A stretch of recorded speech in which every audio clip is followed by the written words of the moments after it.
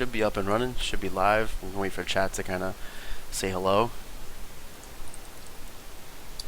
People, let me hit play on this background video so people aren't saying why is there a picture of Ken's face for no reason.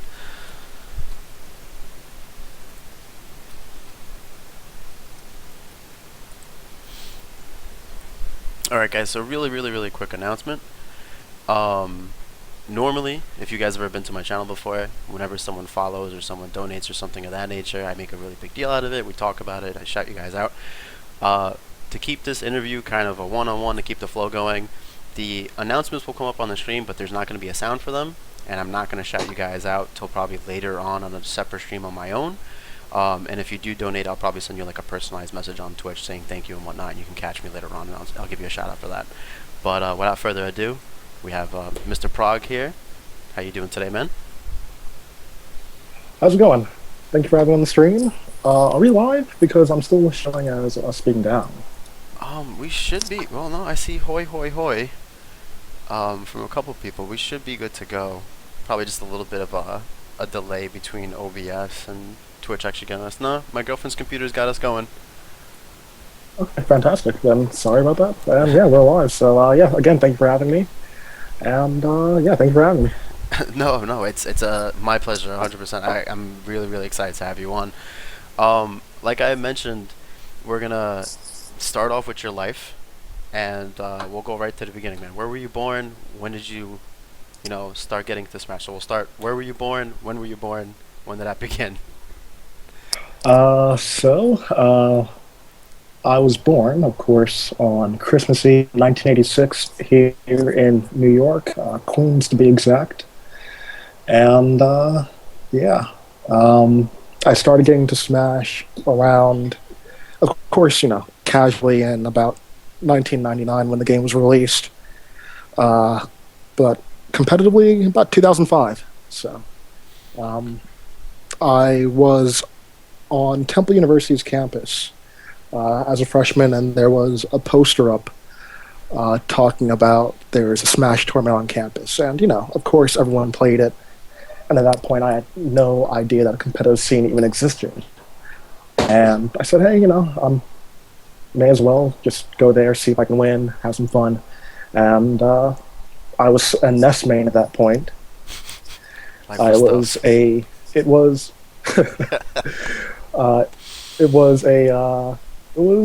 rough experience, especially because there was this one player there named Ahmad. He was a Sheik main, and he was doing things I had never seen before. And in this tournament, it's not your standard tournament as we know it now. It's items on, time limit, all stages are on, and it was just seeing this player moving so awkwardly in comparison to what I had seen. So at the tournament, I ended up getting fourth, and at one point, he and I are in sudden death. I kill him with an up air, he kills me with Sheik's forward air, I die first, and he moved on. And afterwards, I'm like, hey, how are you moving like that? Like, what? Huh? And he's like, well, I go to tournaments for this game. There's a huge scene for it. Temple University, if you don't know, is in Philadelphia. He would go down to New York, and he would go to Gauntlet events, which were run by Deadly Alliance, so players like Wes, PC, Dave, so on and so forth were all present. And he's like, yeah, I can teach you, and maybe we can get a scene going here on campus. And from then on, it was kind of the goal for me. I wanted to be number one on campus power rankings. But of course, him and his crew, there were about 6 or 7 of them, were all, a couple of years deep in the game. I was just beginning, and of course, later on I switched from Nest to Doc, to Falcon, to Fox, to Doc, to Falco, to Doc, to, yeah. The number one question. It was... The number one question we always get on stream is, what character should I play? And I think that gives an insight a little bit how difficult it actually is to make up the decision on that. And yeah. What's really funny is you mentioned 2005 is when you started doing this. To give you guys a point of reference, because 2005 doesn't seem like that long ago. I had this discussion yesterday. I work at a retail. I sell iPads, okay? Like I work in a tablets department at a retail store. And my manager goes, "Yeah, I haven't been in class since 2007." And he goes, "That's basically since the iPad and iPhone didn't exist." So if you were watching right now on your phone or on your tablet, that just gives you point of reference of how long ago this actually was and how old me and Prague feel right now. Um, I can even make it feel even older for some of the older folks here. I've always been a music guy, and whenever I think about Smash and music, there are certain groups that come to mind. And when it comes to lead singers, Zach De La Rocha from Rage Against the Machine, okay. they I think they broke up in like '99 because I know when I was in high school, I ended up seeing Audio Slave. That'd be about 2003, 2004, Oh my god. and yeah. So their DVR's videos. Well, I think Germ Section, after they'd broken up and everyone wanted more rage and all that stuff, he had a song Shadow called March Back, and that was a popular song at the time. Now, Zach is, he's not making music as often, but he's back in uh, full starts with Run the Jewels since he appeared on that album recently. But yeah, it's crazy. 2005 it's 10 years ago now. I graduated high school 10 years ago. I feel so old right now. But yeah, it was a lot of fun, getting into the scene like that, and I wouldn't trade any of it. If you have the stream playing in the background, just go ahead and pause it because you're getting a little bit of like that weird Oh robotic no, thing. But you're good. But it's you're good now. You're getting better. okay. So Okay. we hit on how you got into the scene and everything like that. Um, and I guess this is kind of an awkward question because it's pretty much when did you feel like, you know what, I don't know if I'm ready for that upper echelon, but I know I can do something behind the microphone. When did you feel like, man, this is what I'm destined to do? Like this is my thing. You know, it was kind of something I did with a grudge. Um, I was an active player for a few years. I'd say from about 2005 to 2010, I think is either 2010 or 2012. I think 2010 is when I stopped entering events. Um, so I guess I'll give you guys a funny story. I used to work. One of my first jobs out of college was I was at Toys R Us, and I was still a tournament player and everything. I would drive to all these events, and they're like, yeah, since you're new, we can't give you days off and things like that. And I was like, um, I understand that, but I'm actually part of the Boys and Girls program, and I mentor kids. So every Saturday is actually when we meet up and we do this. I'm not sure if I can work Saturdays, knowing of course that I wanted to go to the tournament instead. Uh, but after I left Toys R Us, I went to Boston, and I couldn't do that with them. So at that point, I was working extremely late. I had the late shift. I couldn't go to Smash Fest. I couldn't enter events, and I figured, if I can't be a player, I still love this game. I love these people. I love this scene too much. I have to stay involved somehow. So what I was doing was I was actually going to events just to record videos and upload them.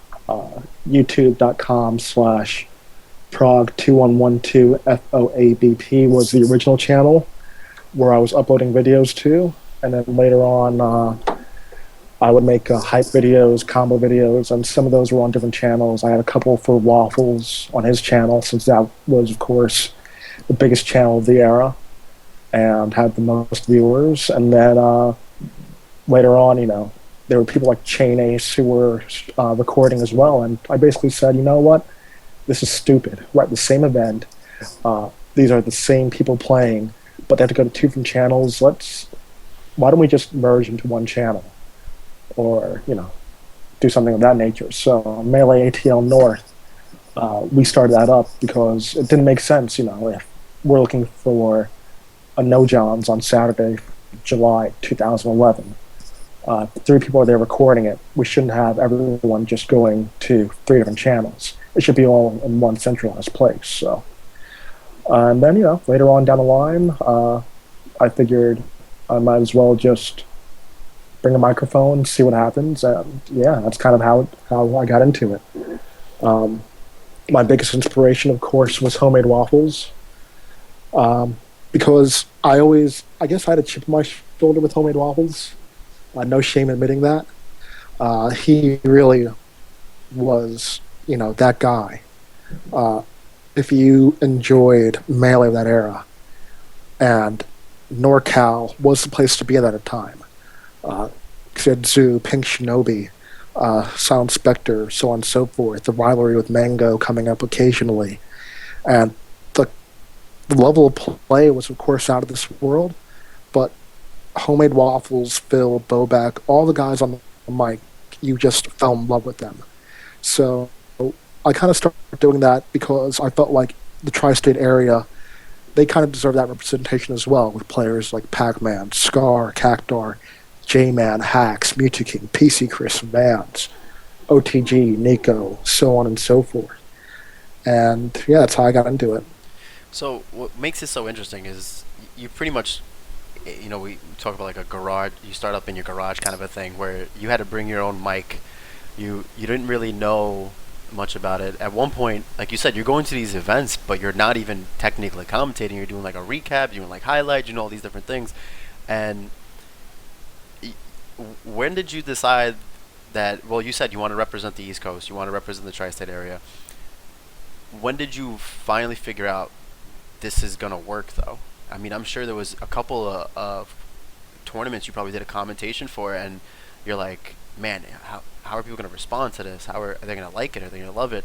I mean, we briefly talked off the interview about players like J-Man and Alucard and G Money, and I mean, even back then, D1 was just pretty much a player, but he was up there too, doing his thing. What kind of response did you get from them when you finally brought that microphone and said, "Hey guys, check this out. We're gonna start getting some love behind the mic"? I don't think that ever really happened. Now I think about it. But to answer a question in chat, yeah, the tri-state region in terms of Smash World is New York, Pennsylvania, and New Jersey. But yeah, I basically, I had my setup, and of course, everyone realizes at that point that these aren't just matches. This is all history. Later on down the line, if you want to improve as a player, you want to study your own matches. You want to study the matches of other people. And it was kind of just like, hey, I'm bringing the microphone. I'll talk over it. We'll upload it. We're having fun with it. We really don't take it too seriously. But at that point, considering how grassroots the scene was, that was all fine and dandy. We really didn't care. We were just having fun. We were talking about something we loved and cherished, and that was it. And yeah, I don't think we ever really thought, that it would blow up beyond that. But I guess when Apex 2010 came around, I had been doing commentary for a bit, and I kind of figured, it's close to home. I think I was still staffed that year. And I thought, I might get a shot doing commentary because, people were saying that, I was funny. They really enjoyed, what I was doing for the scene. Because at that point, to quote Toph, it's kind of weird when you see, I guess, generations of Smash. There are people who think Prog is the commentator versus Prog, the Scientology guy. For those of you that don't know, when I would do I did a few different videos. I would do all of the hype videos for certain events like Apex, like Revival, Melee, and that series. Like, and even just I would do videos promoting upcoming tournaments in the tri-state region, just so people knew where to go. So I would do all those things, and I would always close out with they would be like Adult Swim bumps, and Scientology would be at the end. Which was a shout out to the Long Island crew. That was a name given to us by Nico, if any of you are familiar with him. But yeah, I don't. At Apex 2010, I thought I would get a shot doing commentary, and it never came. It's like, you know what? Okay, I'm just going to work harder. I'm going to keep going at it. I'm not dissuaded. It might not be my time yet, but I feel like I can do something with commentary. And, I've been studying people in the scene, like OmniGamer, like Husband and Wife, of course, Alpha Zealot. I was looking outside of the scene to guys like Seth Killian, James Chen, Ultra David, Yipes, of course, and, learning and taking bits and pieces of things I liked from everyone and making my own. And that's kind of how it happened. Pound 5, I kind of was there. I was, we didn't, this is before commentary schedules and, who it was. And somehow I ended up on the mic with Wife, and of course I'm freaking out because Wife, to this day, is still one of my biggest inspirations in Smash, period, let alone commentary. And I'm doing commentary with him for top 8 matches. And later on, I get kicked off the mic for D1. And I'm like, okay, I haven't seen D1 around too much doing commentary, but, it is what it is. And then later on, he just gets too hyped, says, you just do the rest. So I closed out with Wife that time. But, D1 and I, we met, and we started, I guess, building that rapport. And 5 years later, look how far, the tandem has gone. So I'm really glad you brought D1 up, because I was gonna mention you brought up so many duos in the commentary scene and things like that. Was it right off the bat when you got to partner up with D1 that you were like, okay, this is something special? Or like you mentioned, 5 years later, did it take you the whole 5 years or a whole 4 years or whatever it may be to kind of see what the potential was? Or was it right off the bat, hey, this dude, we really bounce off each other really well, this is going to be amazing, this is different? I think it took some time because I don't think D1 and I really got to do another big event for a while afterwards. D1, I was still doing I was still recording and uploading. D1 was still, active as a player and even as a TO. And we're both doing our things, and, our paths will cross, but, as commentators, that really didn't happen until, I would say, maybe toward the middle or end of 2012. Because Apex 2012 was myself and Doggy Sandwich. 2013 and 14 was D1 and I. So. Okay, and we did mention we're gonna try to make it a little bit about life too, and obviously life kind of got in the way of things. You get invited to the Nintendo event, you do a phenomenal job with D and with Scar, and it kind of even rough to even ask you these questions, but you hit such a high point, and you can see what the years and years got for you down the road, and then at the same breath you have to make that announcement where, hey, I can't do this anymore. And I want to, like, what's going through your mind where you literally hit the peak and the valley probably in the same, couple week span? Well, I mean, leading up to, the last summer, E3 was first. And a few weeks before E3, I guess even before that, Apex 2012, that was the first time I started realizing that something might not be right. Actually noticed at one point that I was bleeding, and I had no idea, and I just tried to go on with it. Later on, after the event was over, went to a doctor, and was like, "We need to keep tabs on this. Let's have a biopsy, see what's up." And everything, of course, came back fine. However, just because the biopsy shows no cancer doesn't mean everything's okay. And that went on. It's continuous to this day, and I guess I'll continue that in a bit. But going back to the summer, a couple weeks before E3, it was awful. I make it out to Cali, and I've never been to the West Coast. I've never been to California, and at the same time, being recognized by Nintendo to do an event like that's mind blowing. And then that same point, everything is happening again.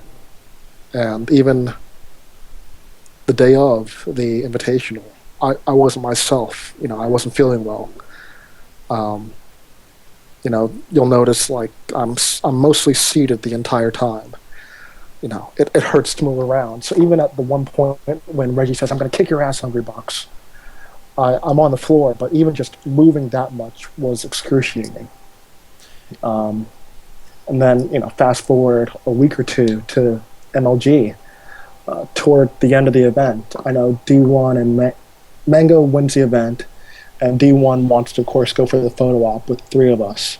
And he tries pulling me up, and earlier that weekend, I think it was that Friday, I I left the venue early. I told Saul, Jake, producing and directing the whole event, Jake, I'm bleeding. I have to go. And you know, the venue was maybe a couple, maybe like 100, maybe a football field away from the hotel, and I could barely make it back to my room. I get to the door, and I'm too weak to even push it open. I call for security to help me get in there, and it's awful. I'm not sure if wife noticed the trail, but it definitely was not my finest moment. But yeah, that Sunday, I know D1 is he's trying to pull me up, and I can't move. I'm just giving him eyes, because I know we're still mic'd up. And one, the stream can hear us, and two, the audience can hear. I'm just trying to let him know, D, I can't do it. And, I think eventually he gets the picture. But it sucked. Fast forward to CEO, which was the next event. And I felt okay for CEO. I think CEO was the best I felt that entire event until Sunday. Top eight, right before top eight goes on, Scar comes up to me and is like, "Hey, we have to talk right now."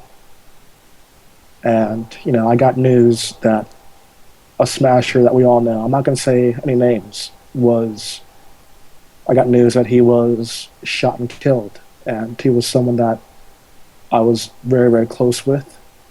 I was, someone I came up with and I knew really, really well, and I admired as a friend and as a player.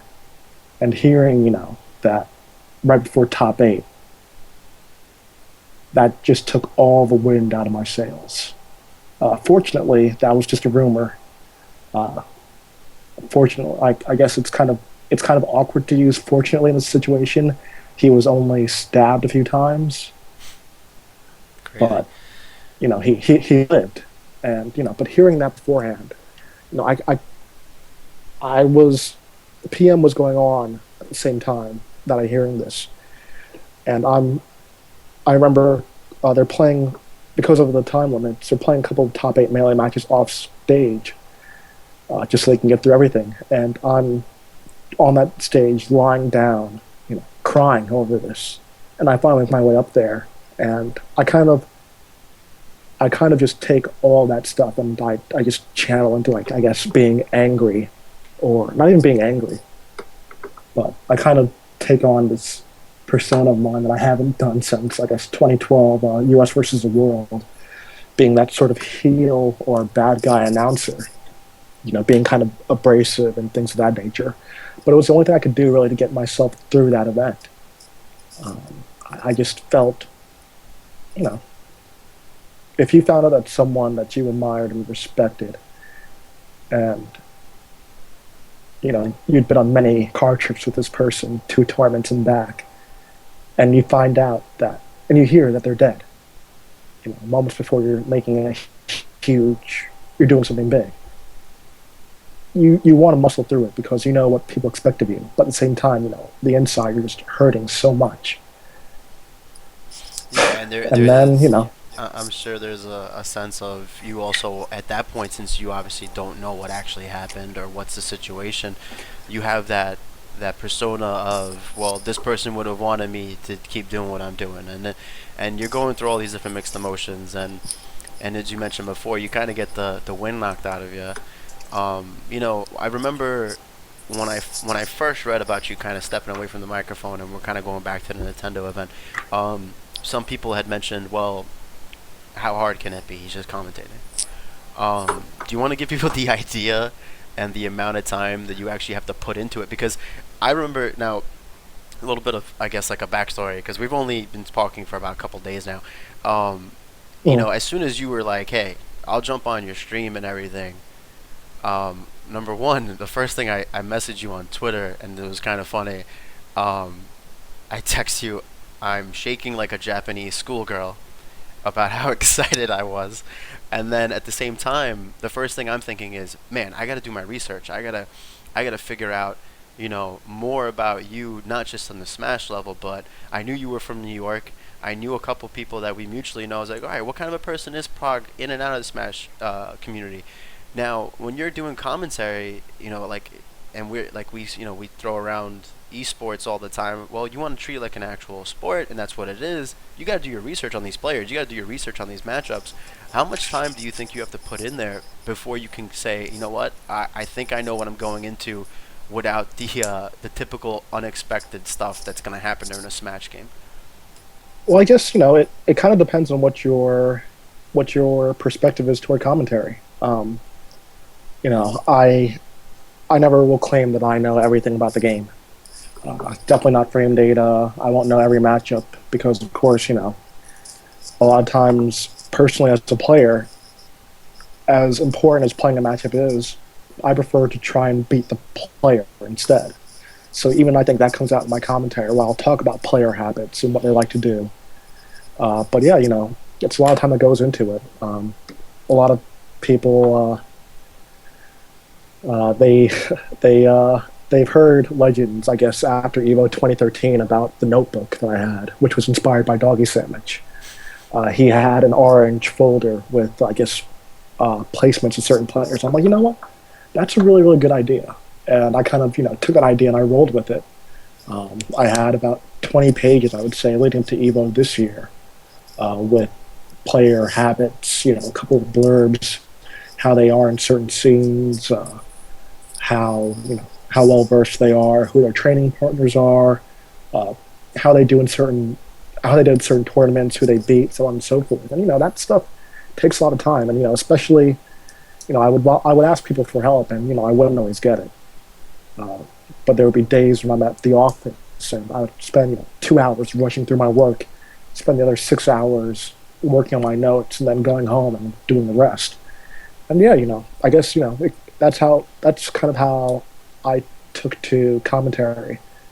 I always say, don't call me a caster, don't call me a commentator. I'm a storyteller, and I guess that's all what that's part of it. I want to tell the story of how these players got to this point. I want to set the backdrop, how good they are and how well they do. And yeah, it's difficult at times. So I'm glad to hear you hit it. it's a lot of.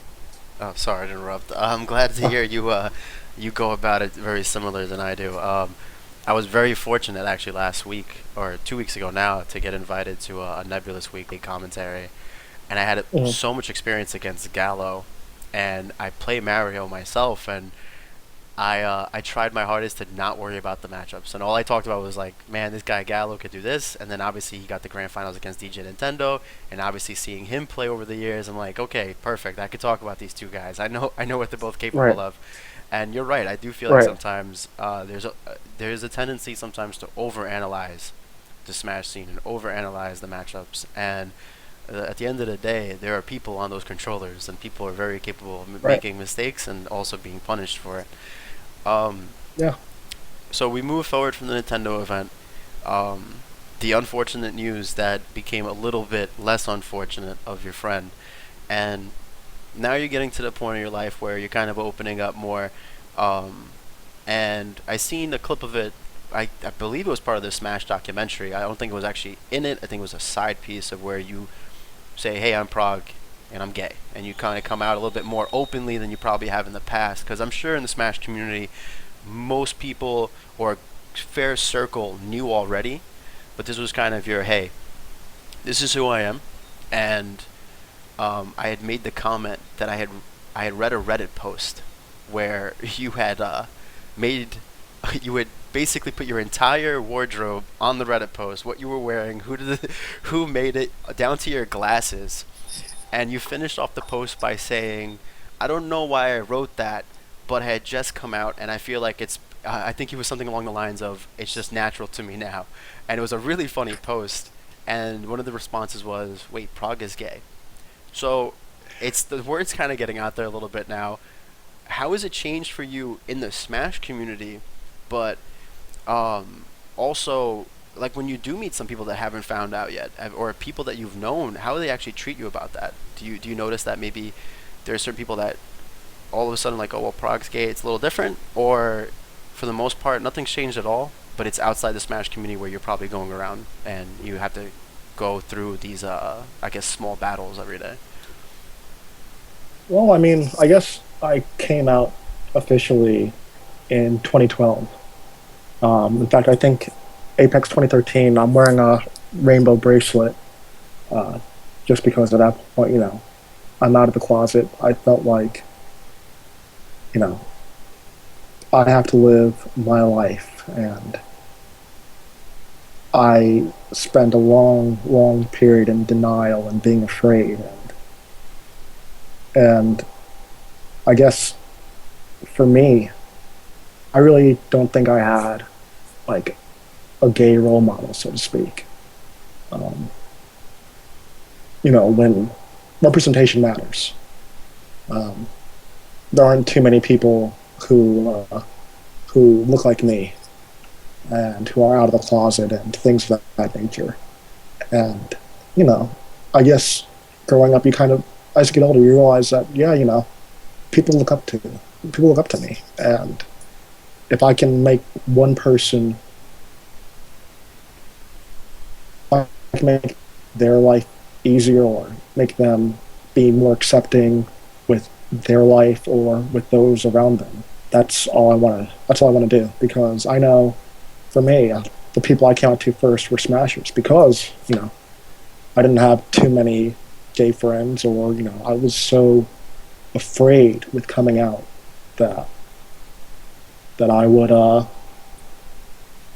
that I would lose the respect of people. And if word got out back home, I kind of expected my parents not to be the biggest fans, and I was right about that. Um, but yeah, it was pretty easy, I would say, with the Smash community. Um, you know, Once I came out, people were like, okay, not much has changed. Just hurry up and upload those videos because you're horrible at it. But it was. I think that was actually just what I need to hear. I didn't need the patting on the back and whatnot. It was just, hey, get back to Smash, get back to what for all these years, video games and particularly fighting games have been my escape for various issues and troubles in my life. And I think that was pretty much it. Um, it wasn't too difficult for me when I came out.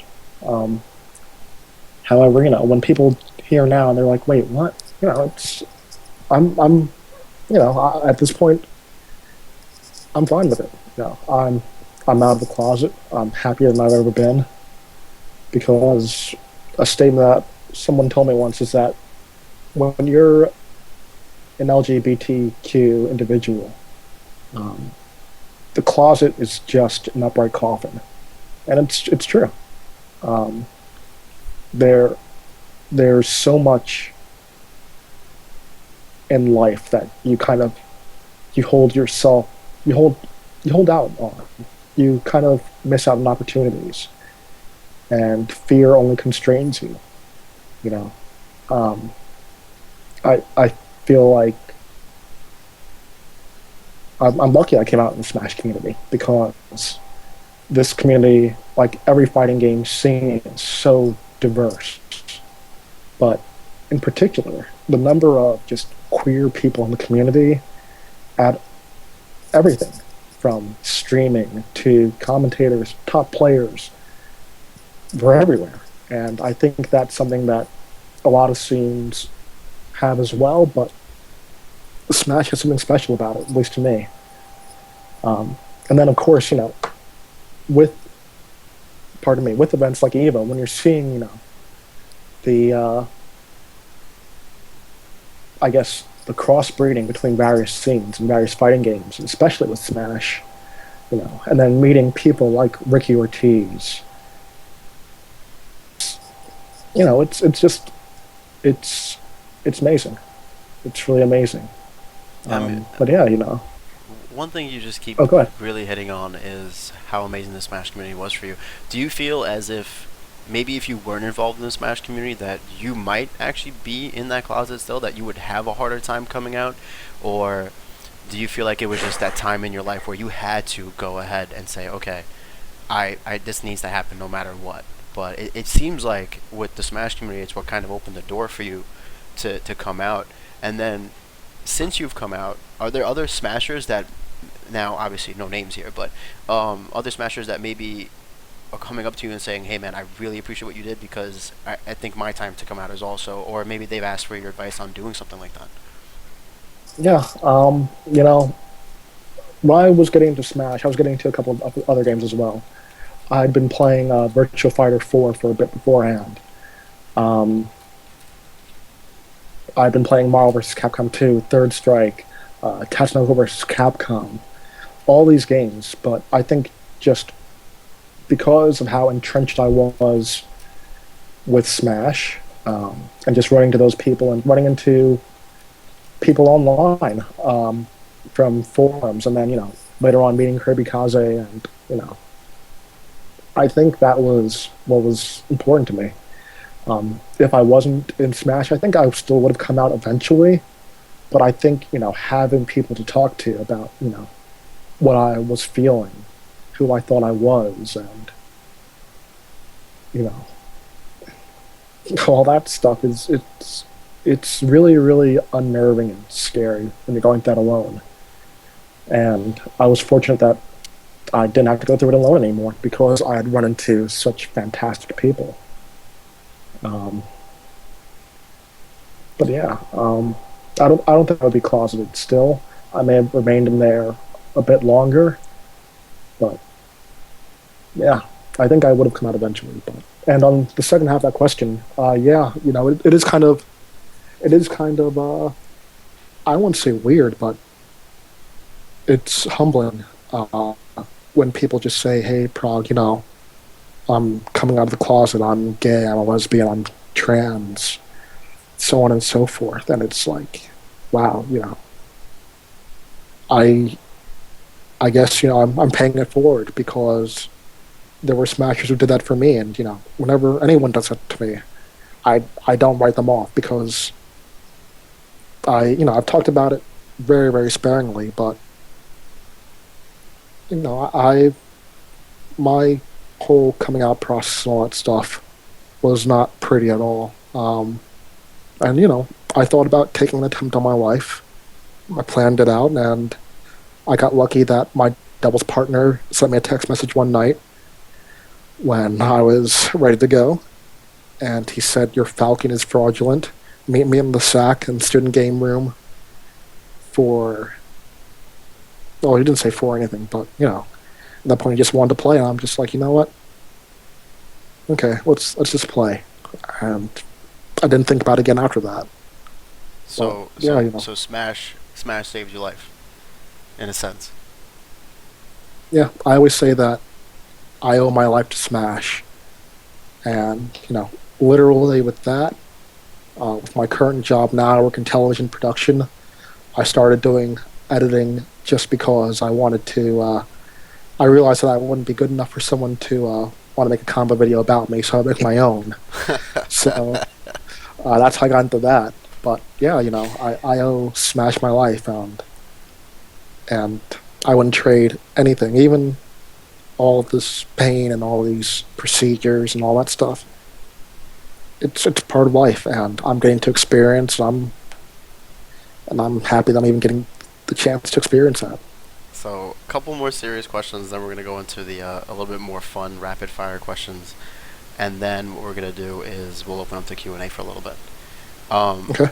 we had discussed this a little bit. I think I sent you like a small little copy of what I might send, ask you to make sure it's okay within the reasons. Mhm. Um, we're growing up in a very unique uh, era, I guess, not only as a whole, and not just the Smash community, but just society in general. And Mhm. me and you are both from Brooklyn, New York. So even though we are very different, I'm straight, I'm white, you're gay, you're black. Uh, we see a lot of the same things around us, and sometimes we sit there and we have to scratch our heads and go, "What's going on?"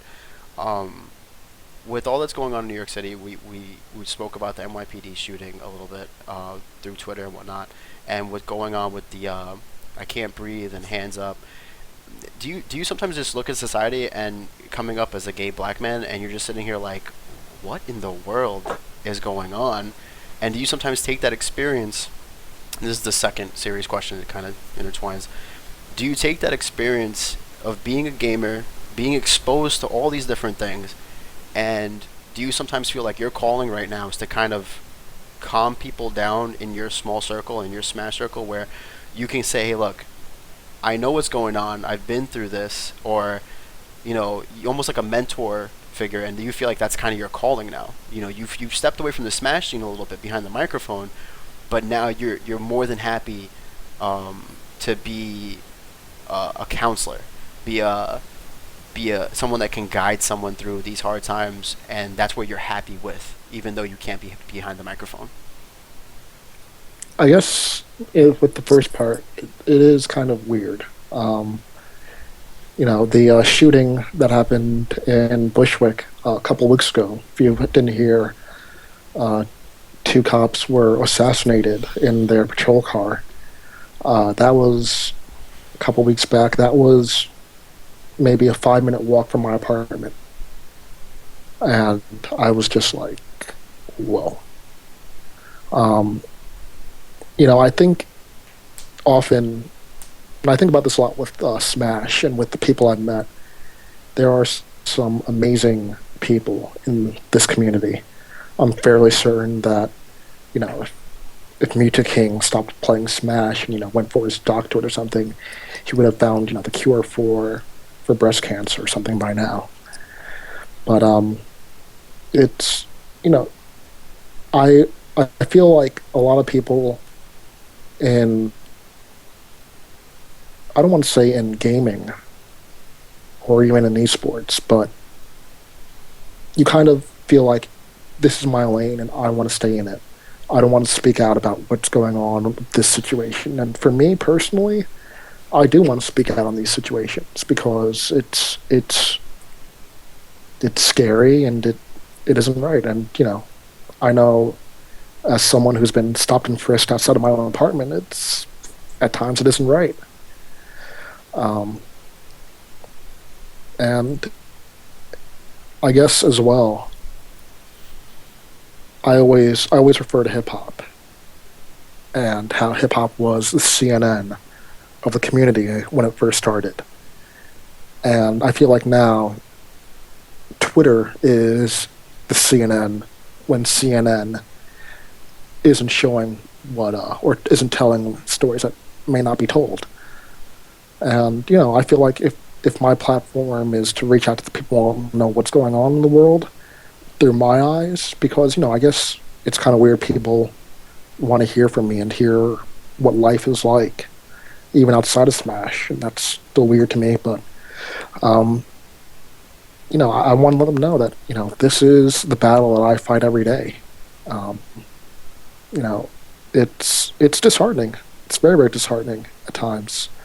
I'll be on the subway and I'll be dressed going to work, and I dress like I go to work, like I do for commentary, maybe without the tie. But I'm well dressed, polite, everything that I'm everything I am on commentary, and it's disheartening when you see a lady will grab her purse or someone will not want to sit next to you, and it's like, I know that first impressions last really really long time, but if you took the moment to even think of me as a human being instead of someone fitting a profile, you might find out that I'm far more interesting, far more mundane than you would expect me to be. and that it hurts sometimes. It hurts often, and even like we said with me being out of the closet, I have a stellar boyfriend right now, and I'll never forget. I was on a date a couple of years ago, holding hands with someone, and this guy forcibly walks through us and just shouts slurs following us for a couple of blocks. I'm just like, this was shortly after I came out, and I'm like, if this is what the rest of my life is going to be like, I hope we make progress soon because this sucks. And I guess with the second part of that question, yeah, I feel like I kind of was born into that mentor role. Both my parents are teachers. My mom taught accounting and typewriting. My dad was a English literature teacher, and it was, I feel like I've learned so much in regards to Smash, in regards to commentary, in regards to all those things through trial and error because, there are no classes on this stuff. If you ask D1, if you ask Wife, if you ask any commentator that you respect, TK Breezy, there is no master class or easy way to do this. You learn through trial and error. You might get lucky that you could reach out to someone for advice, and that's one thing that we're pushing for now. I remember when Strong Bad asked me, hey, can you talk to TK and kind of teach him what your thoughts and commentary are, things of that nature. And then even now, there's a Facebook group that we started for Evo 2013. Was a Melee Facebook group talking about just commentary and preparation for Evo, since this is the biggest stage that Melee has had in years. How can we make the most of it? How can we show up after the Nintendo debacle, after all that, after everything that happened with that event leading up to it. This is our one shot. How can we make sure we make the most of it? And we kind of all said, one way or the other, we can all step up, and even if Evo doesn't go perfectly, we can continue this and we can go further beyond what's currently out there. So yeah, I think being a mentor is the biggest thing right now for me. Well, it was the biggest thing for me until I guess the end of last year, when I realized, what, I may never pick up the microphone again for another major tournament. I'm okay with that. I want to marry the two things in my life that I guess make the most sense to me: Smash and my job, which is television production. So I guess quick plug. In fact, you know what? Messi, you're getting exclusive. I'm not sure if you're ready for this. Probably not. I'm not sure if I'm going to keep it. However, there is this Twitter account, which is now, it's Productions on Twitter. And basically I want to go back to some of my old stuff when I was making videos and editing and things like that, because I do that for my job. I just want to kind of marry that with Smash, and I'm going to be doing that type of thing very, very soon. I guess I'll let you guys know now. I'll be editing a video with DJ Nintendo shortly. Probably this week we'll be shooting in my apartment. But we're going to talk about Apex 2015, Melee teams, teams to look out for, as well as, kind of the rise and fall of teams, what can we do. But yeah, I definitely still want to be a mentor, but I also want to, again, I want to get back into, I want to be 2012 prog all over again. When I was doing all of these things. And, even if my health doesn't allow for that, I want to at least, have the opportunity. So, that's why Apex this year was so big to me. I have a lot of interviews lined up for various projects I'm working on. And, hearing from the doctor that, yeah, you're going to have surgery January 8th, you're not going to be able to make it. It sucked. Because all those plans going to waste. And, knowing that everyone will be there and, trying to manage, my outside of Smash life. I took all my days off last year for Smash. All my vacation days, uh, my sick days, of course, I used after having surgery in February.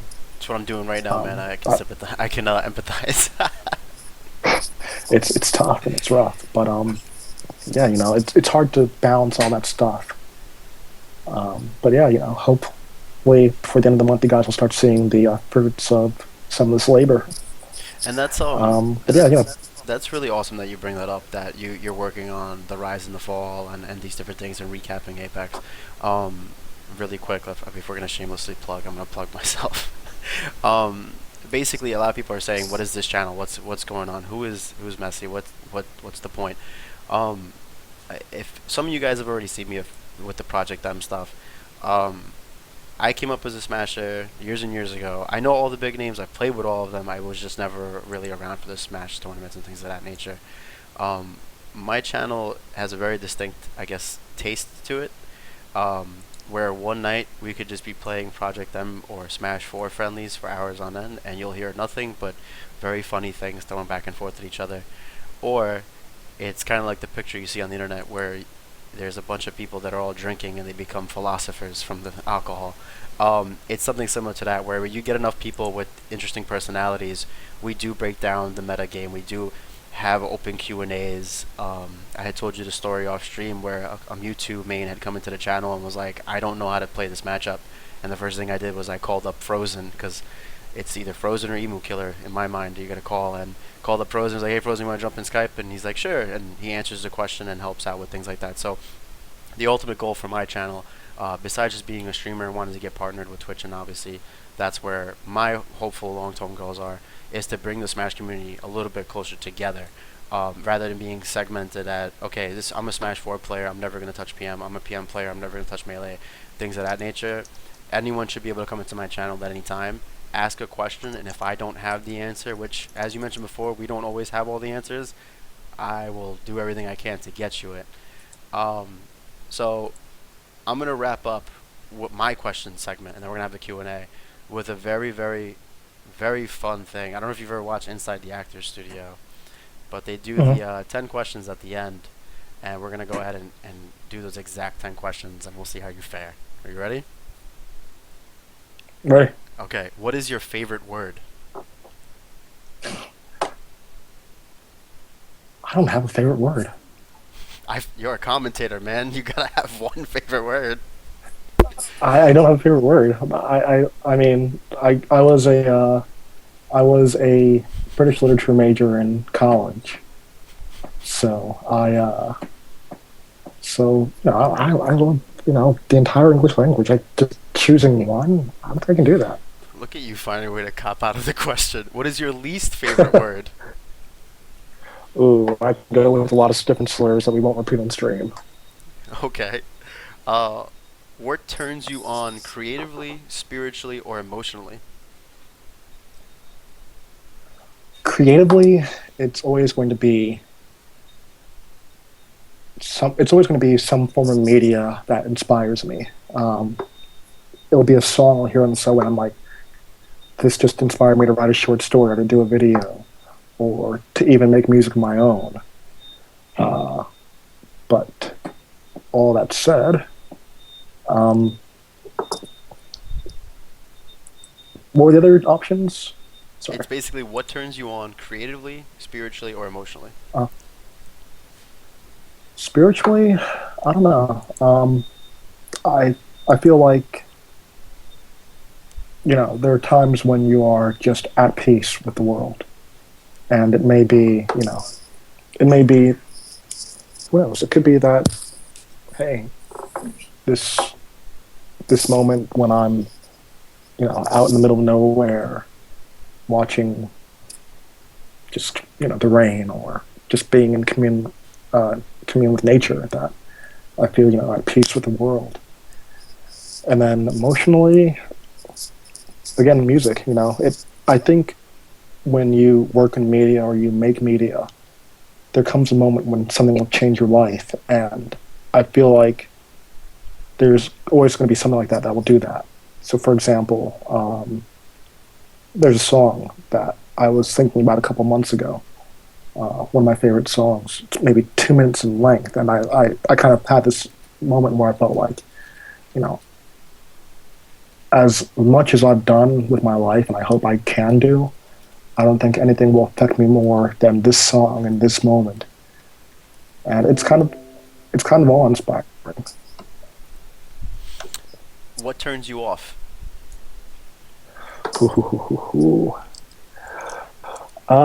Hmm. You know, I think it's mostly just an ability to change or to think critically.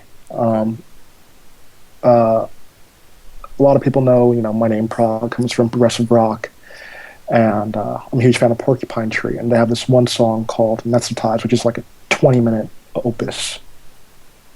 No, it's not 20 minutes, like 7 minutes. I don't remember, but it's a long, it's an epic song. And I kind of felt like, yeah, at times we are this anesthetized generation when we are all we're told what to think and what to feel and how to react. And a lot of times being human is not being told, but just doing. And that's how I feel. What is your favorite curse word? Can I say it here? Yeah, of course. Hey, listen, it's 18 and plus. You have to hit start watching. Okay. Fantastic. Fantastic. Well, actually, even though as quote unquote esports as I have a huge potty mouth. Fuck by all means. Yeah, Okay. yeah, I'm a fuck guy. What? I'm a fuck guy. Quote of the day. What sound or noise do you love?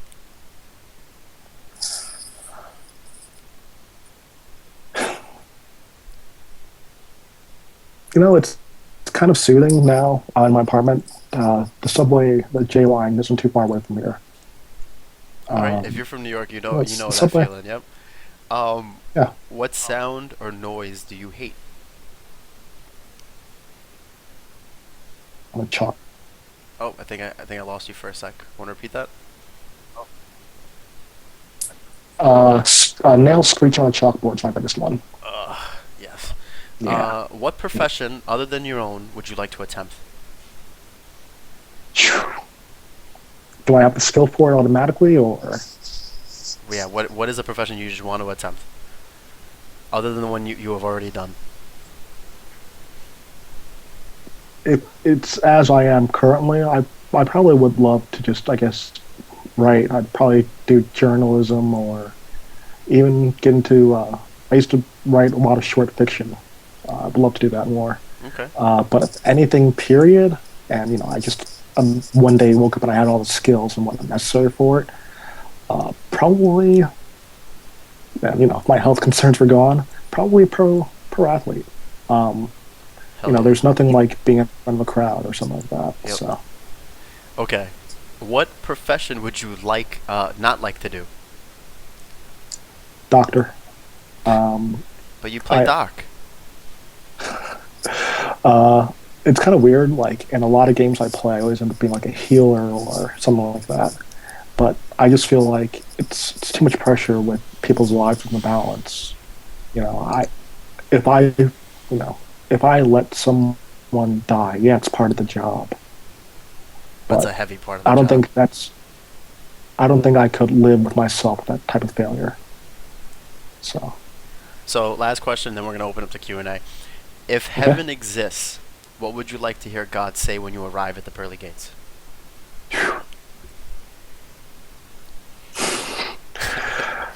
The cheesy answer that Reddit would want would be, "Is this what you wanted?" However, it would probably be something of probably some sort of approval. Um, you know, everyone in life makes mistakes and they have their regrets, and we learn to live with it or it eats us alive day to day.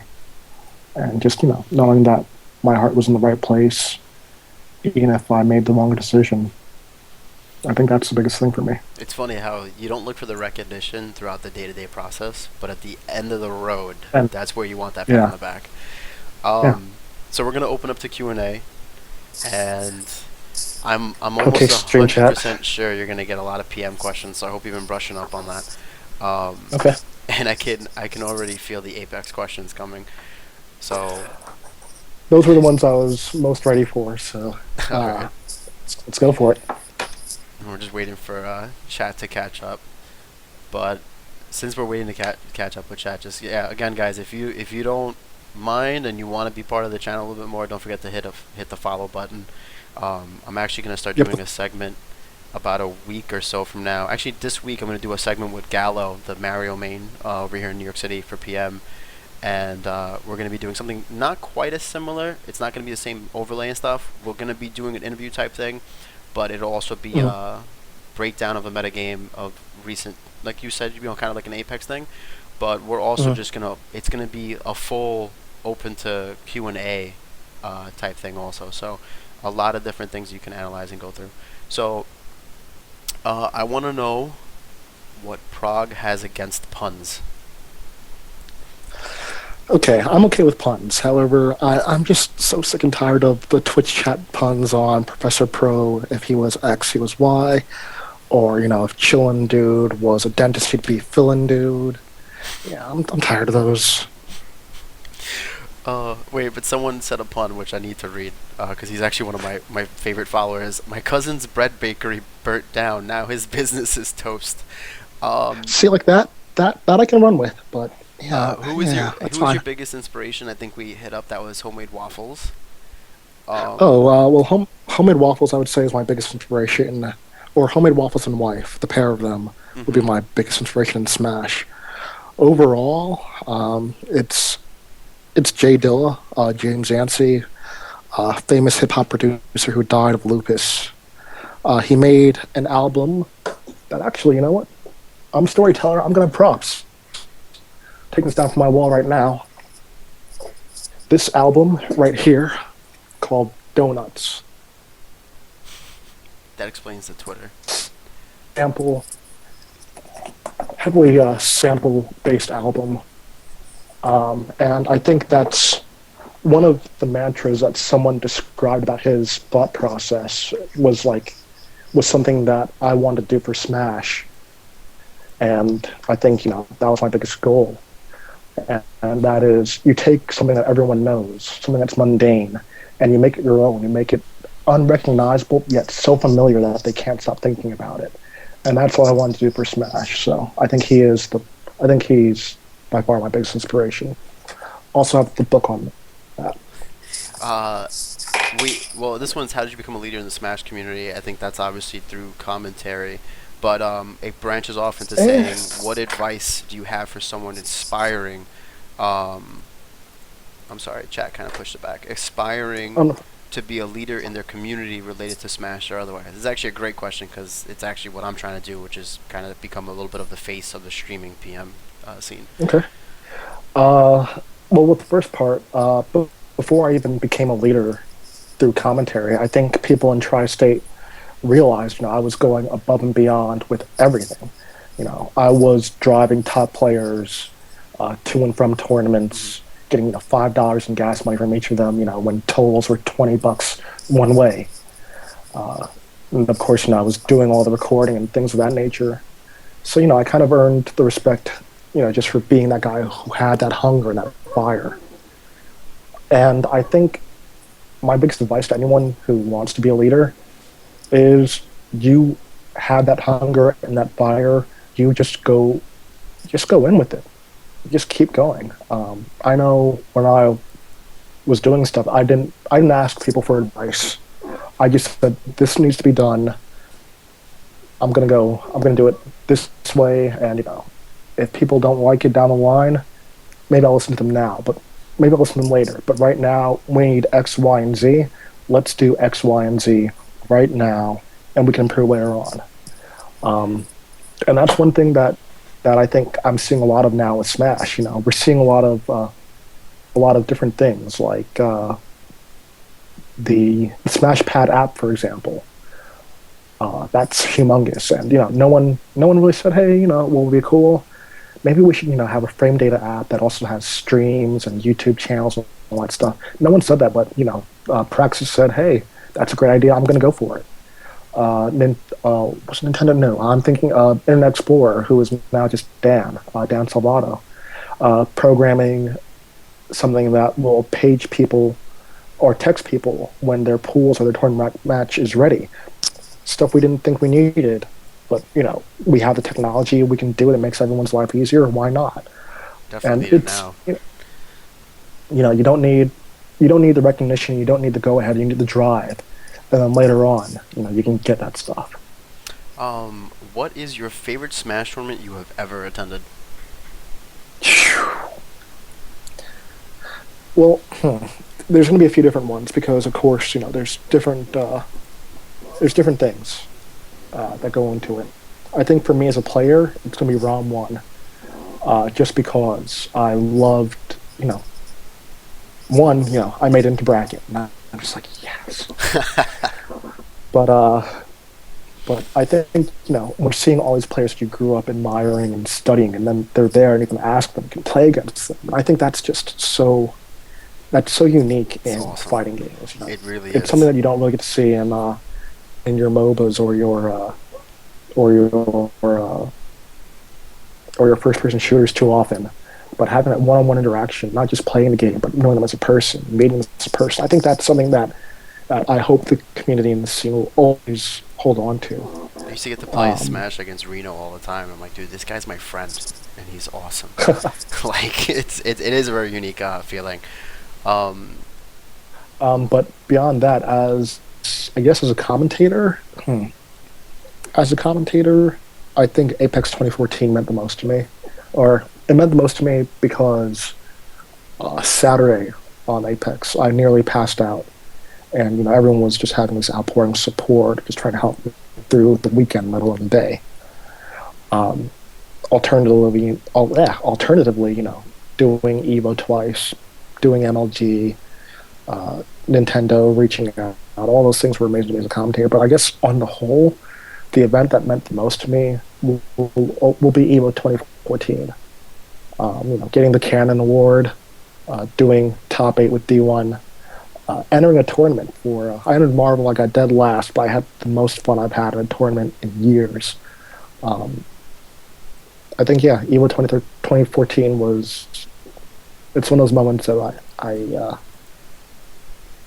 hope I always remember.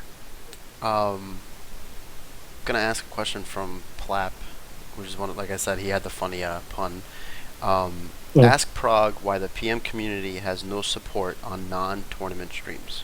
This is something we've been talking about pretty much since we started communicating with each other. I think it's because when you're looking at non-tournament streams, I'm not sure. So you'll have to correct me if I'm wrong. When I look at, for example, melee scene, if there isn't a big tournament that everyone is at, there might be a stream from Mango, from Armada, from Weapon. These players who have that name recognition, and they'll have those viewers there because, well, they are those players. Those are the ones that everyone kind of admires and wants to learn from, and they're there streaming. Um, I don't see that too often in PM, with the exception of Strong Bat doing net play, TK on occasion. But I feel like that's something that's definitely lacking at this point, where you do have these top players.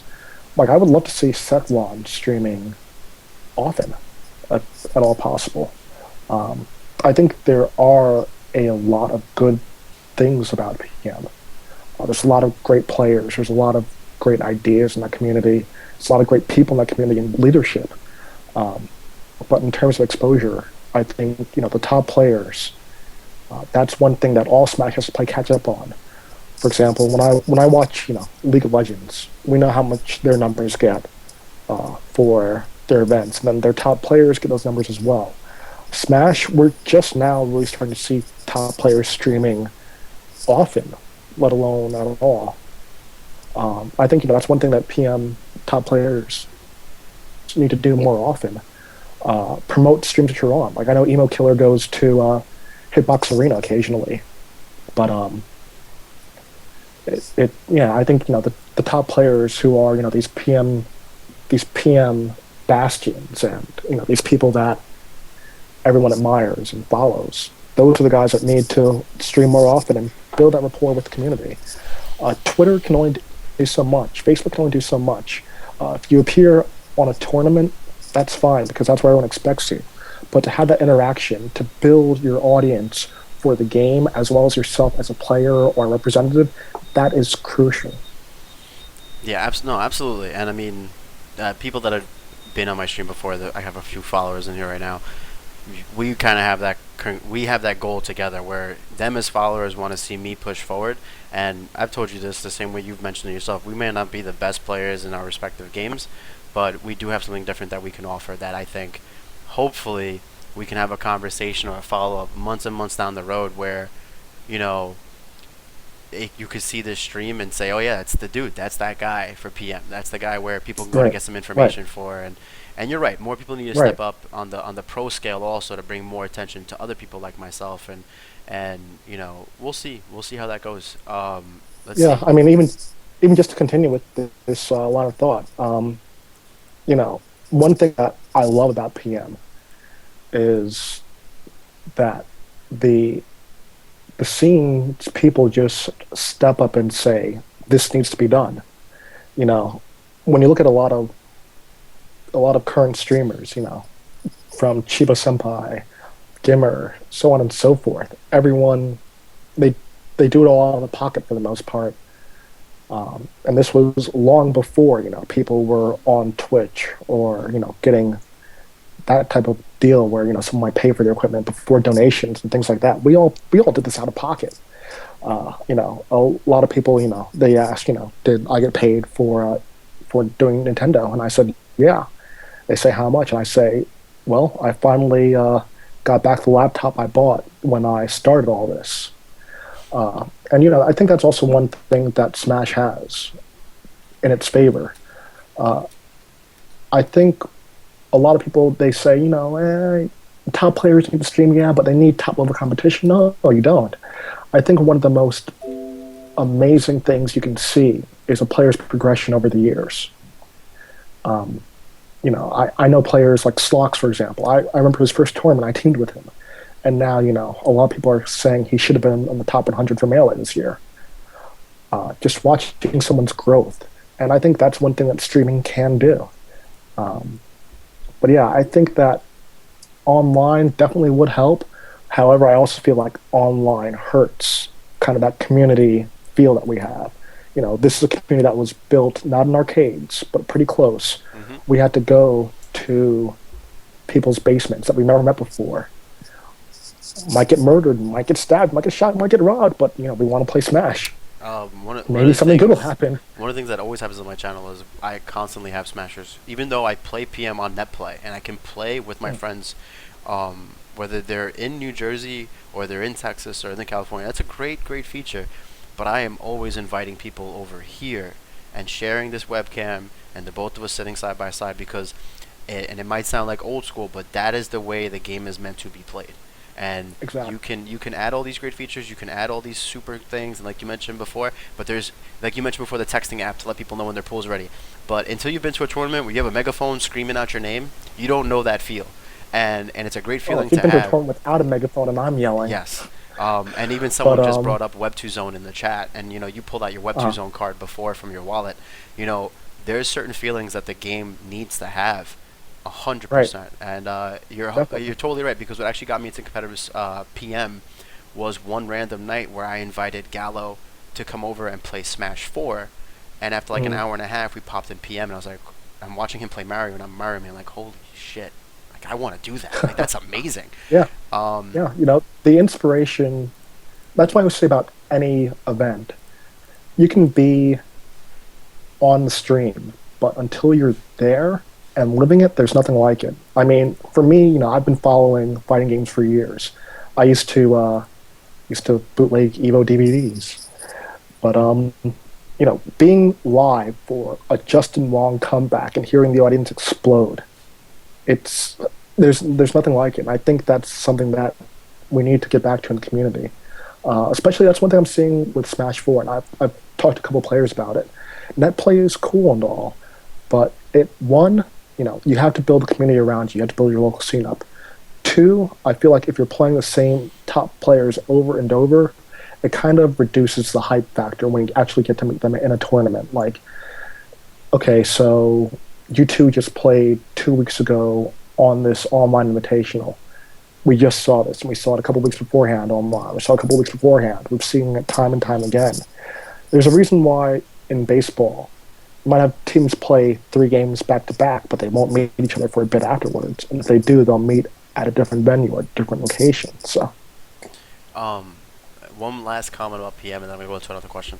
Um, I had a couple of followers that actually mentioned PM has this potential to be the best Smash game ever. Not in terms of what it does for the community, but in terms of the actual play. Because for the first time, you have a game that's solely built on being able to balance it out, being able to patch things up, fix things.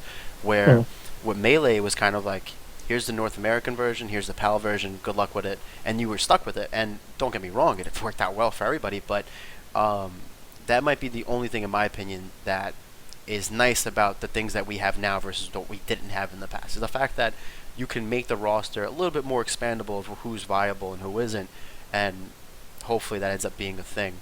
The question that we have, let's see, there was a good Smash 4 question.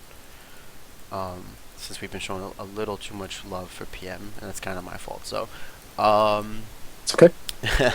do you have? Okay, so you did kind of touch on your predictions about Smash 4, but you also talked about the thoughts of the current how it is currently, how it is a great game. But you would like to see a little bit less of the love for the net play, only because it needs to grow that culture, that person-to-person culture. And this is one thing I'll tell you right now. If you're a Smash 4 player right now watching, or you're a PM player watching right now, and all you're doing is net play or you're doing for glory, please, if you don't have a community, you have to go out there and be the voice and make your community. You have to get 5, 6 of your friends, get them in the house together, start small and build up, because there is no greater feeling, and he's 100% right. You might be able to watch it on a live stream, watch it on Twitch, watch it on whatever it is, but when you watch some just crazy stuff in person and you're there with other people that know what just happened with you, you can't it's the same thing as a live sporting event. You can't match that feeling. Right. So I mean, I'll talk about, really quickly. 2012. It's either 2012 or 2013. But Alucard was going nuts in Marvel. And I'm just like, wow. I was a fan of the game. I played it casually. I'm like, wow, this is insane. But I started picking up after that. I have my arcade stick right now. So, yeah, a tournament should inspire, especially if you're there in person. That's what the goal for every tournament should be. Pac-Man versus J-Man. Still have that match engraved in my head. With the jab reset. Yeah, with Reno just one grab, just one grab. And that's what's so great about it. Like you get to see those moments and you get to live those moments, and you just reminisce and you're like, man, that was crazy. A really great question by Spectre Box or Spectra Box is everyone went crazy in chat all at once. I'm gonna paste it for a third time. If you could pick one character from Melee who is currently low tier and underused, to be higher and I guess fixed up and revamped, who would you pick? I'm assuming you're gonna say Ness, because that was your boy. Honestly, I feel like with Melee at this point, I feel like with a lot of Melee characters, there's a lot of discovery that's yet to be made, or a lot of application that's left to be made. So, for example, when people said, Yoshi is garbage, there were players like Vector Man and Leppin who were pushing the character, but until AMSA put it all together, no one really saw that character's potential. I feel like it's the same way for a lot of characters for Melee. Especially, the double jump characters like Ness, like Mewtwo, like Yoshi. But honestly, I wouldn't change the game too much. I feel like when you kind of have to take games and think about when they were released. That though that older generation and whatnot of games, for example, when patching wasn't an option, and the biggest I guess example of this is Marvel vs. Capcom 2. When it's a roster of 50 plus characters, and people say it's just 6 characters in the end. However, of course, it's a theory craft and all that stuff.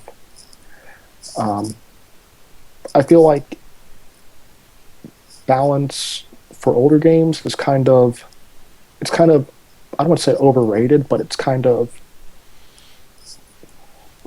taken I get where too you're highly. I get where you're coming from. Because Mm. as we mentioned, like I mentioned before, the patching is such a great idea, and you can balance the game out. Eventually, the patching needs to be nothing but just um, bug fixes at that point. Because what ends up happening is you stagnate the metagame. People, Right. and what happened with Brawl was people refused to want to play other characters and improve these characters in the metagame, which I think there's a little bit of fear in Smash 4 with Diddy Kong. Like people are very afraid of Diddy Kong, which they shouldn't be. What you need to do is you just need Mm. to play these other characters and kind of exploit what Diddy doesn't have going for Explore. him, and you explore a little bit Yeah. more, and you get to know these great characters. Because you know what, someone mentioned before, fixed Donkey Kong as a joke for Melee, but if you remember Donkey Kong pre-bum and post-bum, you're like, oh, there's a lot of differences. Or if you remember, like you mentioned, Yeah. Yoshi, pre and post, you're like, oh, wait a minute, this character These actually characters. Yeah. can do some things. Um, Yeah. and I believe in the It's Smash documentary, you mentioned what was the Falco player? You were at a tournament and you saw a Falco player do things with Falco you had never seen before, and you were so excited. Oh man, oh, Shizwiz. yeah, and you were just so excited to Yeah. watch it, and even PC Chris coming into the scene, which we got some things playing right now in the background. It kind of changed what people thought about certain characters, because for the longest time, everyone was just in love with Marth because that was what everyone was playing, and then little by little you Right. start seeing different things go into the scene. Um, Yeah, but I mean, with modern games, you kind of see the importance of patching, and I guess I'm going to put these two on the same level. You have Street Fighter 4 and Marvel vs. Capcom 3. With Street Fighter 4, we're currently on Ultra.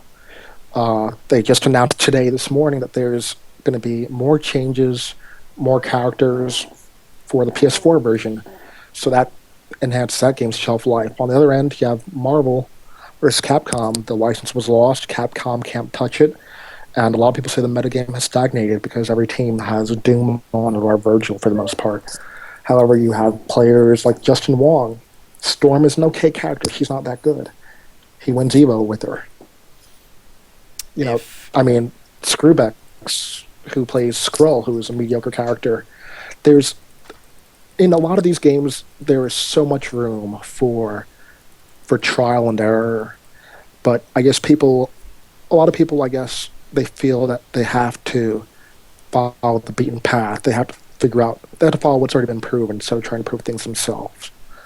And I think that's one of my biggest fears with just fighting games in general, with the future. But I think patching with today's games is certainly important because, especially with companies having more, I guess, seeing more value in their competitive scenes, you can't leave them out by the wayside. I don't think Capcom would have let Virgil slide if they were able to, but they can't just that game anymore. So we'll see. um, just a few more minutes of your time, and then we'll let you go, because obviously today is crazy packed with what's going on in the Smash scene with Beast 5 and Kit, and God knows what else is going on. Someone had mentioned if you were amphibious, you'd be frog. And going from that, Keyman asks, if you had to pick at Apex, Mango or the Field, who are you picking? I'm picking the field. Mango has never won an Apex.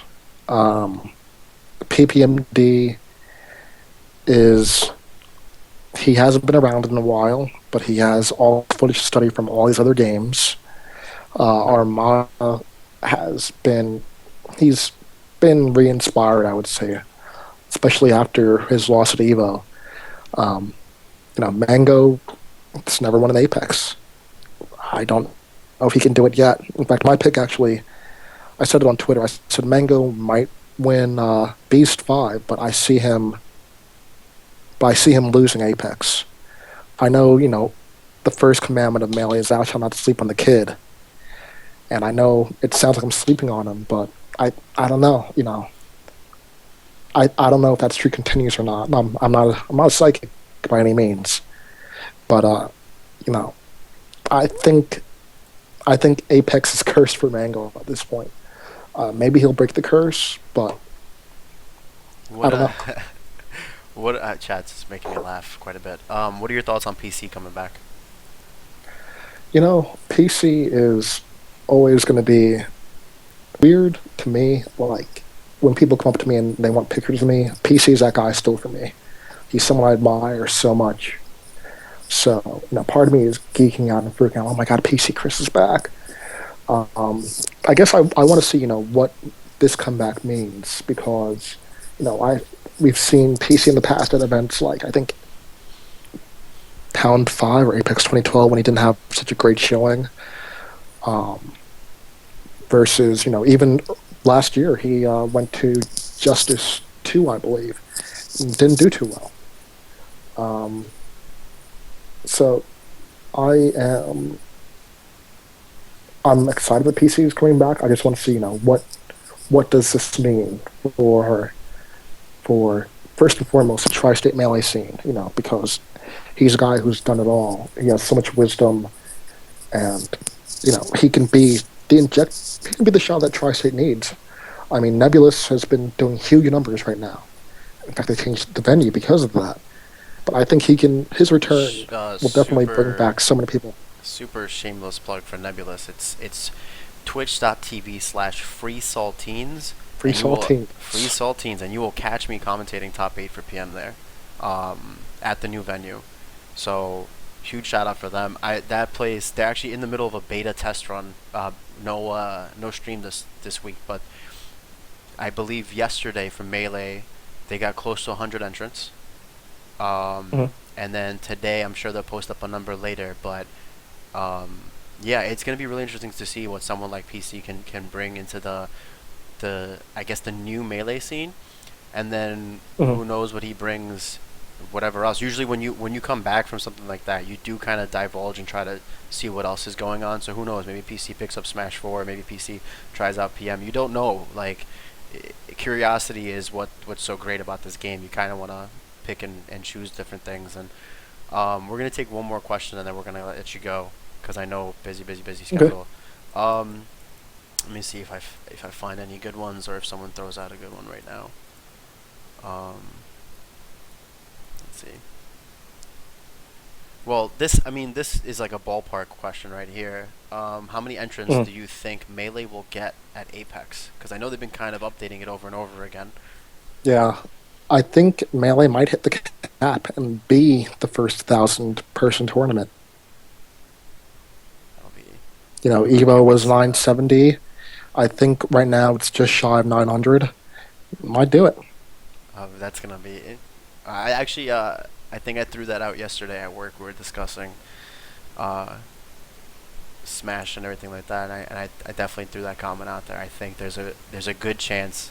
There's a smidgen of time left, but oh, here we go. This was a good question. Sorry, Master Jack. I kind of got lost in the shuffle. Do you think Smash 4 has the legs on it to be comparable to Melee? Well, that's that's really really interesting question because I think when you're talking about legs of a game, it's not determined by the game itself. It's determined by the community itself. You know, I think there's a better example of that than Melee. Who would expect a game 13 years after its release to to rejuvenate the entire Smash scene or even come back in the way it has. I think it's all dependent on its leadership. Uh, I watch Smash 4 occasionally, and I'm entertained by it. Uh, I personally, competitively, I am my right now. Marvel vs. Capcom is my big thing right now. I love that game so much right now to play competitively, but I really do enjoy watching Smash 4. And I think a lot of it's going to depend on just how the community takes to it and what the community leaders do. We've already seen rifts with 2 versus 3 stock, custom games, custom moves and whatnot, and people saying, I'm not going to support X event if Y is run this way. It's like if you're about the game, you support that game, period. If you're looking like a diva, what does that do? Hmm. It's not a good look for your scene, for your game. And people look up to you.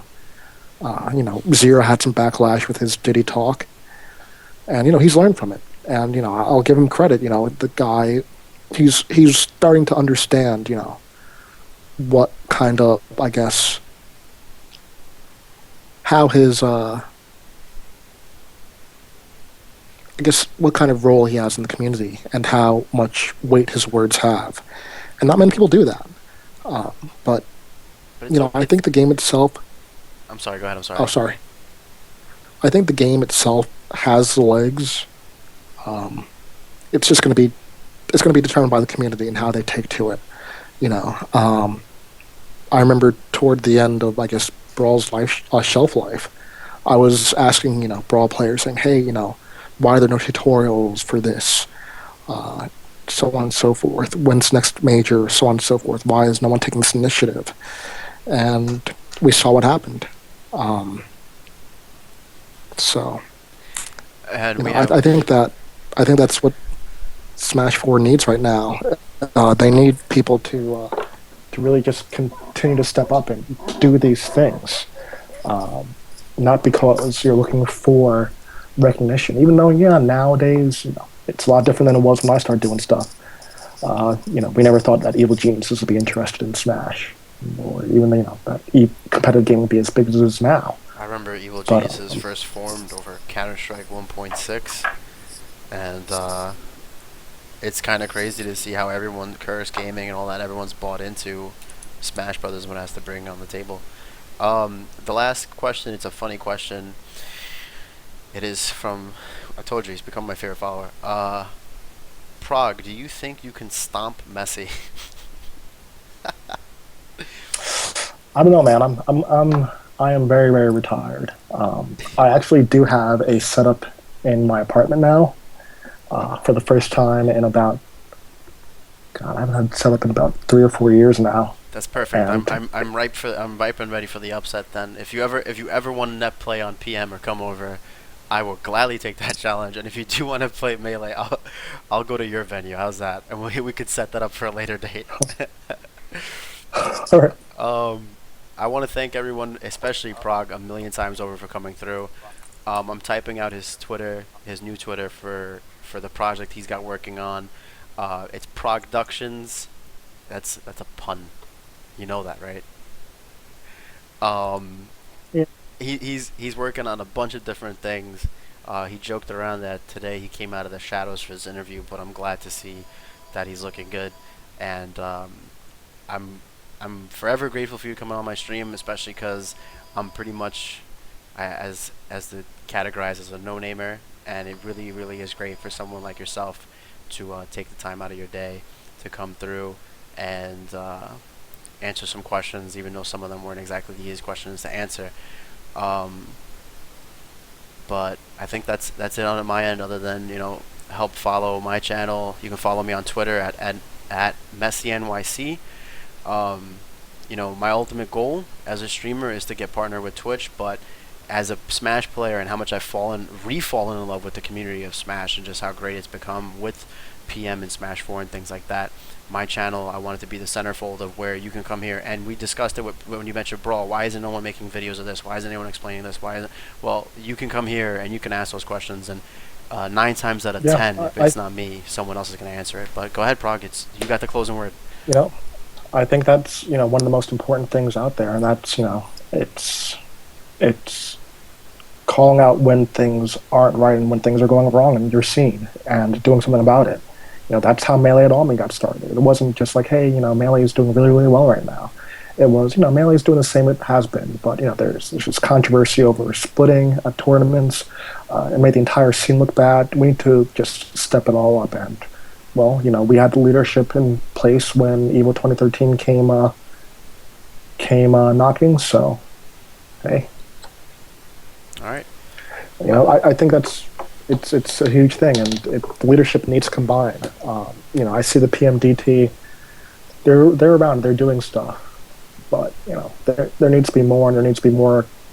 Just I guess conversation with players and with TOs and all those things. So All right. All of this is going to be uploaded to YouTube in case one of your friends missed it or you came in late.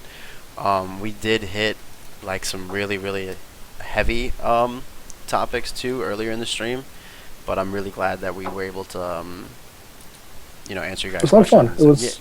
It Yeah, was it was. a change of pace. I'm very, very, very glad it went as good as it did. I was sitting there like, oh my god, what do I say? What do I do? But no, this was I'm an easy amazing. interview. Don't worry about it.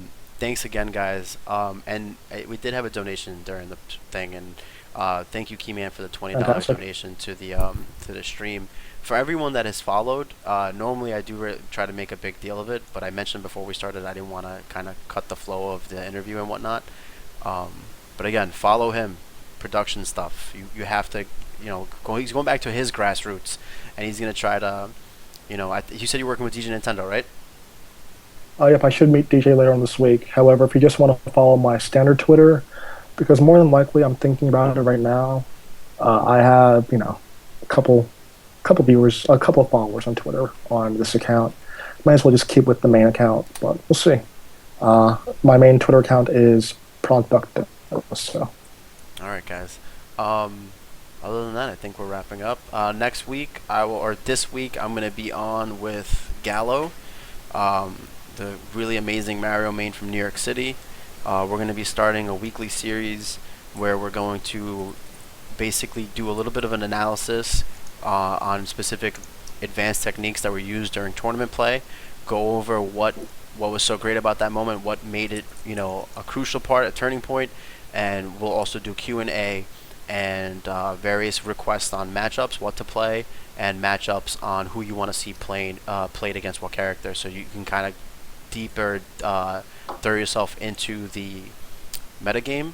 And then next week after that, I believe I'm going to be on here with either Frozen or Dark Blues playing Smash 4. So you'll catch me doing everything, guys. So it's been really great. Thank you so much. Again, thank you, Prog. You guys have a wonderful day, and it's a great way to stay in shape.